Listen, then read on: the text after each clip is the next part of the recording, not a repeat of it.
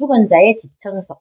서울에서 태어나 부산에서 자랐고 대학에서 시를 전공했다는 저자는 특수청소 서비스 회사 하드웍스를 설립해서 일하고 있다는데 혼자 죽은 사람들, 그래서 얼마간의 시간이 지나서 발견된 집, 그리고 범죄 현장의 집 청소를 주로 한다고 하네.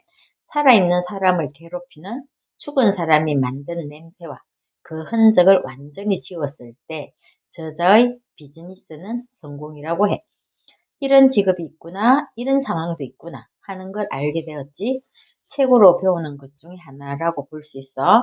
단순히 죽은 사람의 흔적만이 아니라 개떡 같은 인간들이 살다 나간 삶의 흔적도 상상을 초월하는 경우가 많다고 해. 정말 별난 인간들이 많다는 것을 실감하면서 무섭다는 느낌도 들어. 소변이 담긴 페트병이 5,000개는 좋게 될 만큼이나 쌓인 방도 있었다고 해. 죽은 고양이를 치우는 것은 다반사고 마지막 장을 덮을 때까지 우울한 마음이었지. 홀로 떠난 곳을 청소하면서 생각하게 되는 것들이 많다고 하네. 읽는 것만으로도 생각이 많은데 오죽할까 싶긴 해. 주로 가난한 자가 혼자 죽는 것 같고 가난해지면 더욱 외로워지는 듯 하다는 생각이 든다 하네. 가난과 외로움은 사이좋은 오랜 볕처럼 어깨를 맞대고 함께 이 세계를 순례하는 것 같다고 해. 혼자 죽은 채 방치되는 사건이 늘어나서 일찍이 반향을 일으켰던 고독사, 선진국 일본의 행정가들은 고독사 대신에 고립사라는 표현을 공식 용어로 쓴다고 하네. 고독이라는 감정보다는 고립이라는 사회적 상황에 더 무게를 둔 것이라고 해.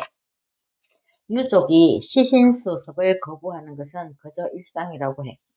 가난한 자에게도 넘쳐나는 것이 있는데 우편물이라고 하네.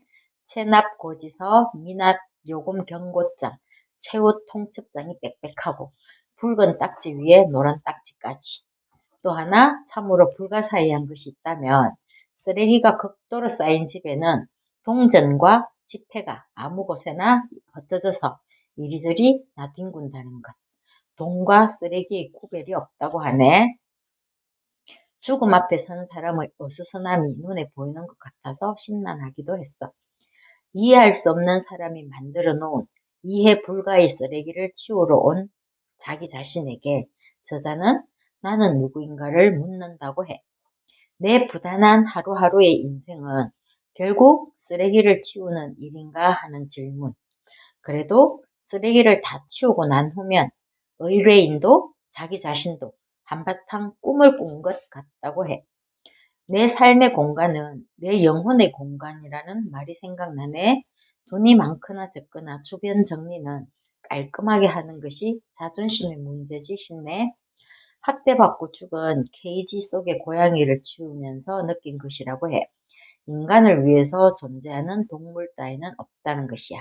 더 높은 인간과 그를 섬겨야만 하는 낮은 인간이 없는 것처럼. 책장에 책을 치우면서 죽은 자를 생각하니 그 책장은 죽은 자의 십자가 같은 것은 아닌지 하는 생각도 든다는 저자를 생각하면서 내 죽기 전에 모든 걸 다 정리해야지 하는 생각도 드네. 죽은 자도 그는 자신의 인생을 살았을 뿐 운명을 맞이한 순간까지 죽을 힘을 다해서 자신의 삶을 살았을 것이라고 생각하니 마음이 조금 가벼워진다고도 해.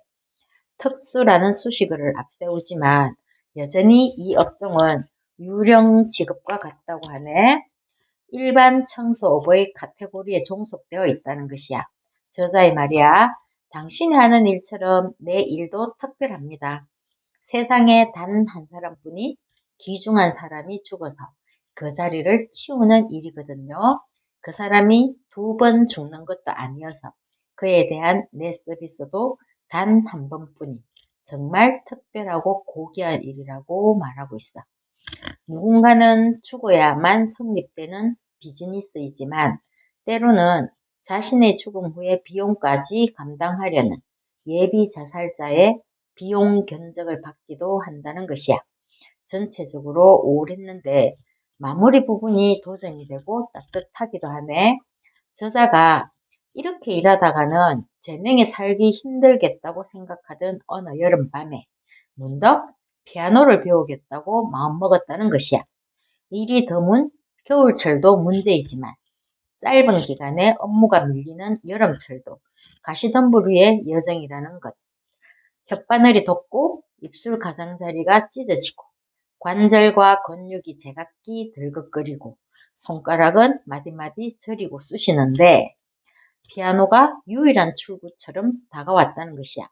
그래서 중고 디지털 피아노를 사고 밤에도 연습할 수 있도록 헤드폰도 주문하고 그래서 첫 피아노 연습곡인 동요곡은 엄마야 누나야였는데 첫 팝송 곡으로 도전한 것은 존 레넌의 오 내 사랑이었다고 하며 아버지를 극단적으로 싫어했고 그 아버지에 대한 엄마의 다정함을 오래도록 동정했다는 저자는 감정을 표현하기를 피아노 건반처럼 밝고 어두운 것, 기쁘고 슬픈 것으로 온통 뒤섞여 있다고 해.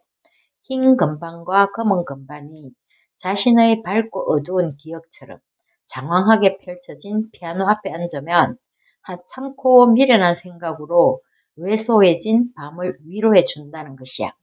꽤나 괜찮은 피아니스트라는 생각을 했어. 여기까지.